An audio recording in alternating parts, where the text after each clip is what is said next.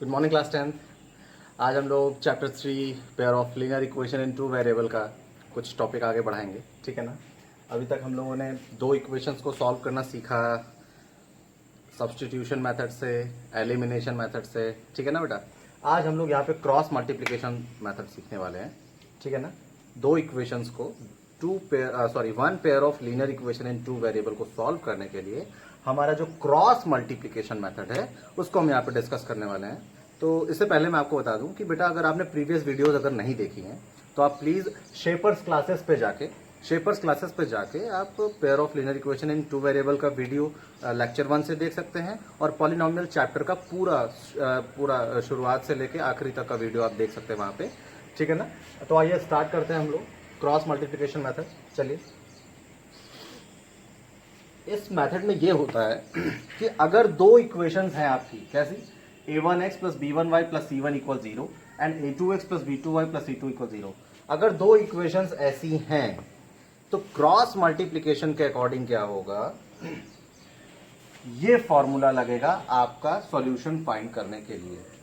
अब यहां पे है क्या, तो समझिए।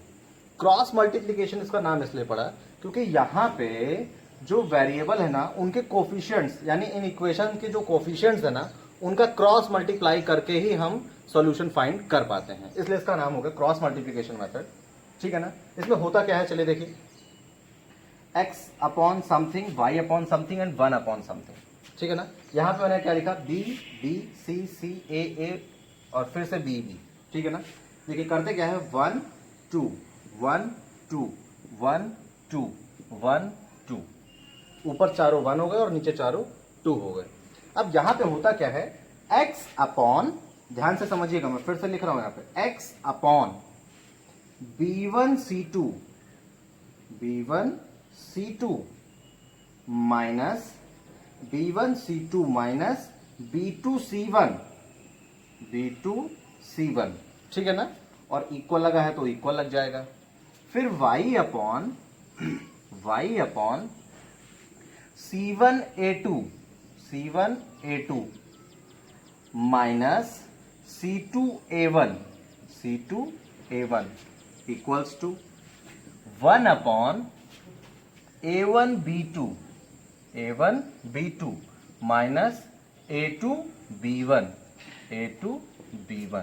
ये फॉर्मूला हो जाता है बेटा आपका। ये क्रॉस मल्टीप्लिकेशन मेथड, ये कहां से आया, इसके लिए मैंने ये एरो वगैरह से डिनोट करके दिखाया है आपको। मेनली आपका फॉर्मूला जो है वो ये है। यहां पे करते क्या है, यहां पे हम a1 b1 c1 a2 b2 c2 की वैल्यू यहां पुट करेंगे और फिर एक बार इस फ्रैक्शन को इस कांस्टेंट फ्रैक्शन के इक्वल रख के हम x की वैल्यू फाइंड करेंगे और एक बार सेकेंड और थर्ड फ्रैक्शन को इक्वल रख के हम y की वैल्यू फाइंड करेंगे, ठीक है ना। बात समझ में आ रही है।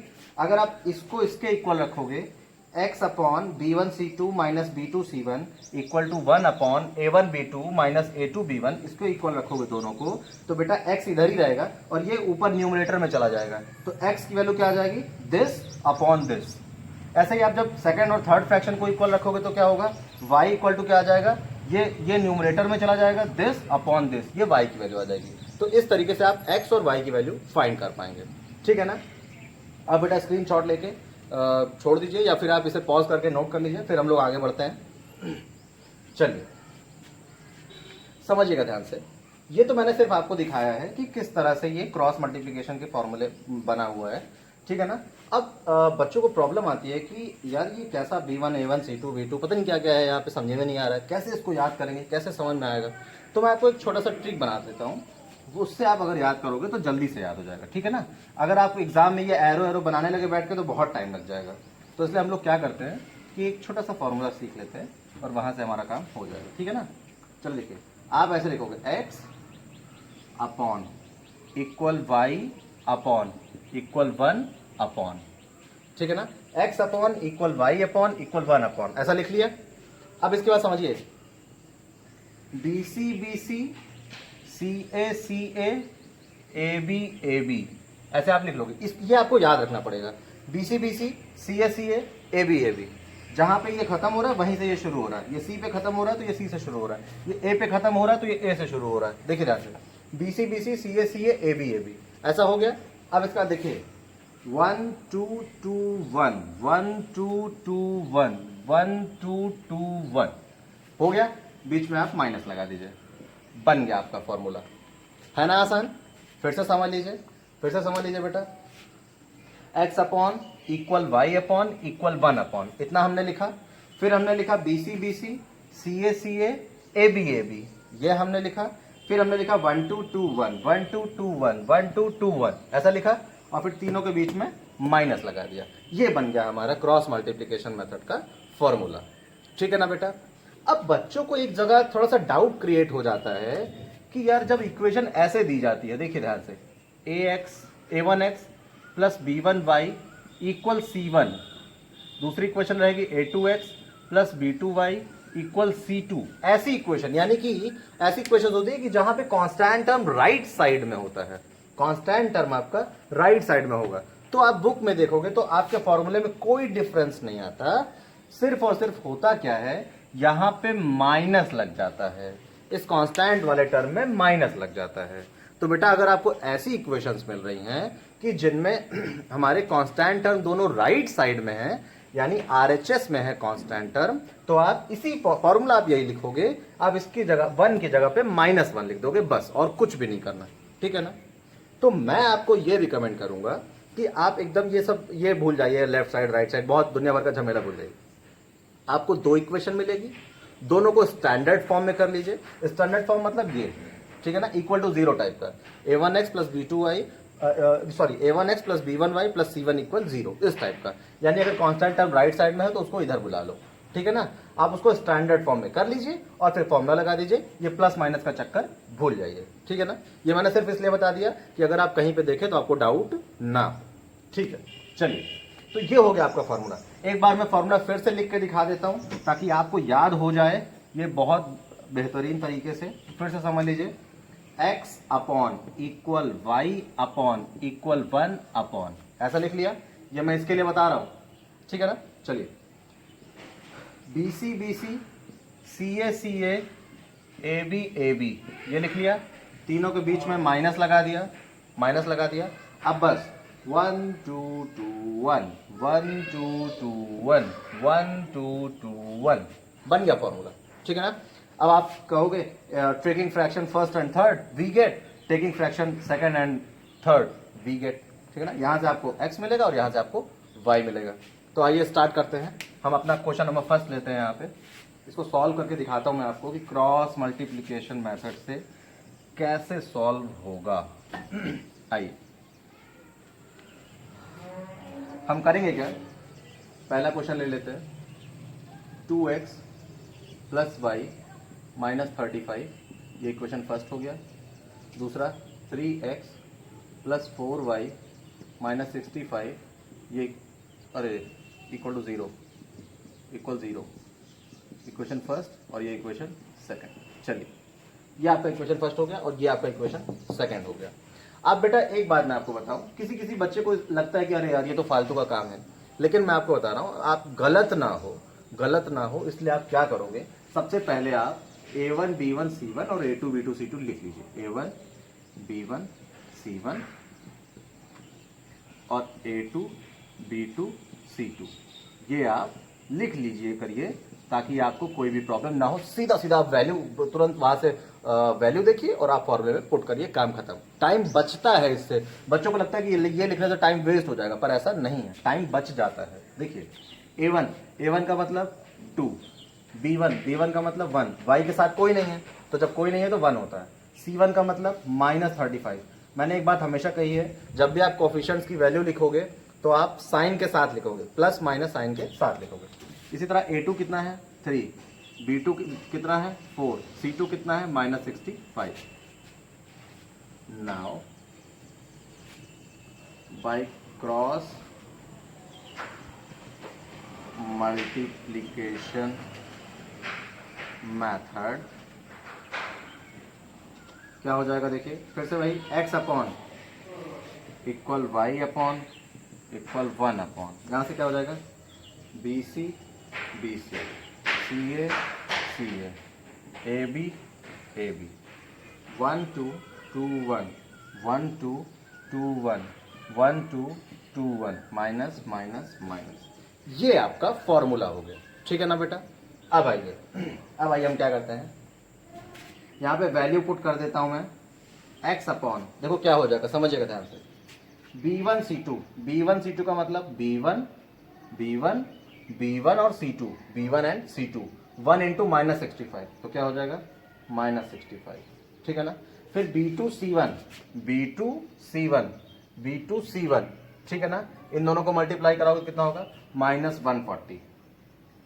ध्यान से देखिए, अब आप यहां पे ध्यान से देखिए, जब आपने B1C2 किया, B1C2 तो माइनस 65 आया, हमने माइनस 65 लिखा, फिर मैंने फॉर्मूले का माइनस लिखा,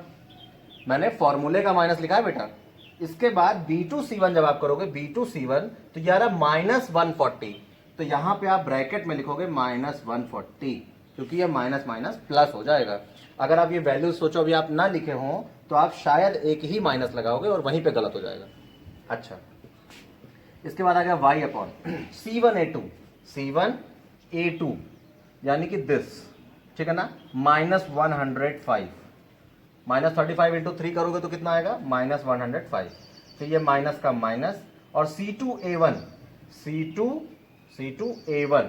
ये माइनस 130। अब फिर से देखो, फिर से माइनस में आया है प्रोडक्ट, माइनस 130 और इक्वल्स टू 1 अपॉन A1B2 यानी 4 2 जा 8 माइनस A2B1 3 1 जा 3। यहां तो कोई प्रॉब्लम नहीं होनी चाहिए। ठीक है ना बेटा। यहां से क्या आ जाएगा, देखिए ध्यान से, यहां से क्या आ जाएगा, यहां से आ जाएगा x अपॉन, इसको आप सॉल्व करोगे ना तो माइनस 65 और प्लस 140, माइनस 65 प्लस 140 ये हो जाएगा आपका 75। जब इसको आप सॉल्व करोगे ना बेटा तो ये माइनस माइनस प्लस हो जाएगा, और 140 में से जब 65 जाएंगे ना तो कितना बचेगा 75। कोई दिक्कत यहाँ तक। चलिए, इक्वल y अपॉन क्या हो जाएगा, देखिए इसको आप सॉल्व करिए, ये भी माइनस माइनस प्लस हो जाएगा, माइनस माइनस प्लस, फिर 130 में से 105 जाएंगे तो कितना बचेगा 25 बचेगा बेटा, और इक्वल टू 1 अपॉन 5, यहाँ तो कोई प्रॉब्लम नहीं होनी चाहिए। अगर आपको प्रॉब्लम हो रही है बेटा, अगर रियली अगर आपको नहीं समझ आ रहा है तो आप वीडियो को फिर से एक बार देखिए, ठीक है ना, इस क्वेश्चन को आप फिर से एक बार देखिए, आएगा 100% आएगा। चलिए, अब यहां पे आप क्या करोगे, taking fraction first and third, एक बार हम लोग इस पहले और तीसरे फ्रैक्शन को लेंगे, तो यहां से x मिलेगा, फिर हम दूसरे और तीसरे फ्रैक्शन को लेंगे तो यहां से y मिल जाएगा। क्या होगा, x upon 75 equal 1 upon 5, x upon 75 equal 1 upon 5, तो यहां से आ जाएगा x इक्वल टू 75 अपॉन 5, यहां से आ जाएगा x equal to 15, x equal to क्या आ गया बेटा 15 आ गया। ठीक है ना, x की वैल्यू आ गई। अब फिर लिखोगे taking fraction second and third. बेटा आप एक बात ध्यान रखिएगा, मैं यहाँ पे फ्रैक्शन की बात कर रहा हूं, second and third, first and second, ये फ्रैक्शन की बात कर रहा हूं। इक्वेशन आपको मानना होगा तो इक्वेशन भी यही मानोगे। बच्चों का डाउट रहता है कि इक्वेशन को भी 1 2 3, इसको भी 1 2 3, तो यहाँ पे मैंने फ्रैक्शन लिखा है, और कभी मानते हैं तो इक्वेशन लिखा जाता है। चलिए, तो यहां से क्या हो जाएगा y upon 25 equal to 1 upon 5, यहां से हो जाएगा y इक्वल टू 25 अपॉन 5, है ना, यहां से हो जाएगा y equal to 5, y equal to क्या आ गया 5।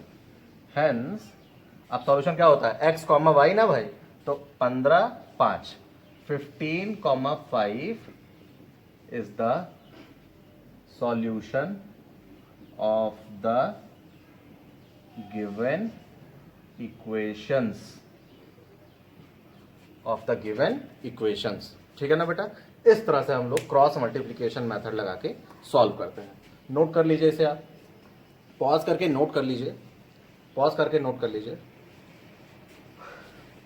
चलिए, अब हम शुरुआत करते हैं। फिर से एक बार मैं आपको बता दूं बेटा, आपको क्वेश्चन जब मिला, हमने A1 B1 C1 A2 B2 C2 निकाला, वहां से फिर हमने क्रॉस मल्टीप्लिकेशन मेथड का फॉर्मूला लिखा, x upon equal y upon equal 1 upon, फिर BC CA AB लिखा हमने, 1 2 2 1 1 2 2 1 1 2 2 1 और माइनस लगा दिया, ये फॉर्मूला बन गया।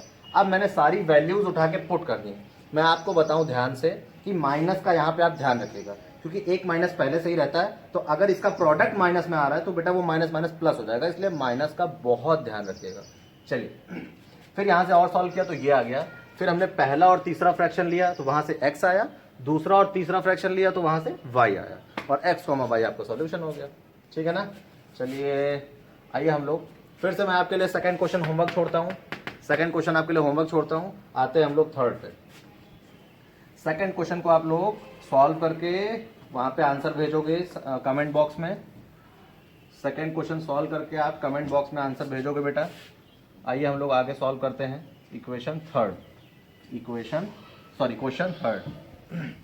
क्वेश्चन थर्ड सॉल्व करते हैं। देखते हैं यहाँ पे क्या होने वाला है।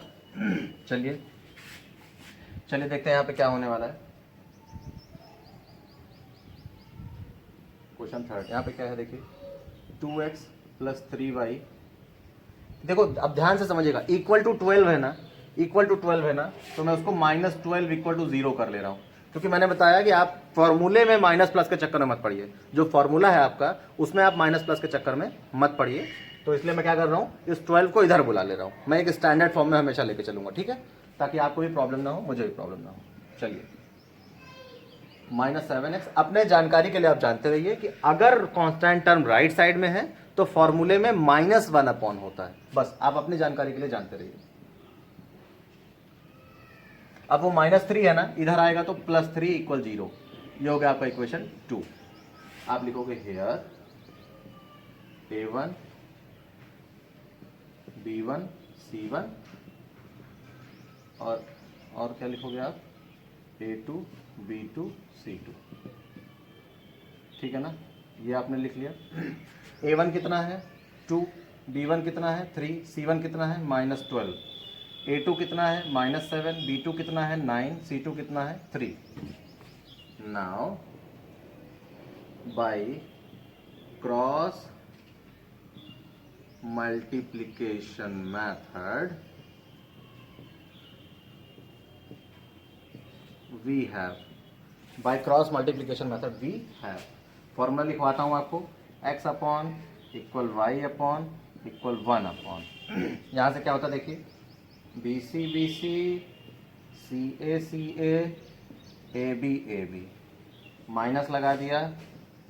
अब फिर से भाई 1 2 2 1 1 2 2 1 1 2 2 1। मुझे लगता है कि अब ये फॉर्मूला आपके लिए बहुत आसान बन गया होगा। देखने में लगता है कि अरे यार ये क्या है, A1 B1 C1 T2 E2 B2, पता नहीं क्या क्या दिखता है ना, लेकिन शायद अब आपके लिए आसान हो गया होगा बेटा।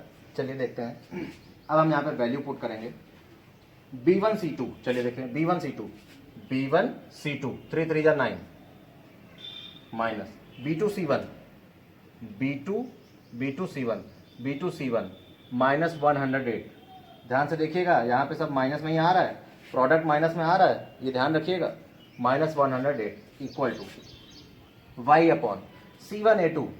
C1 A2, ये दोनों माइनस माइनस प्लस, और 12 7 जा 84, फिर माइनस C2 A1 3 2 जा 6 = A1 B2 9 2 जा 18, माइनस A2 B1 7 3 जा 21 -21। ध्यान रखिएगा ये प्रोडक्ट माइनस में आया है, 7 3 जा 21।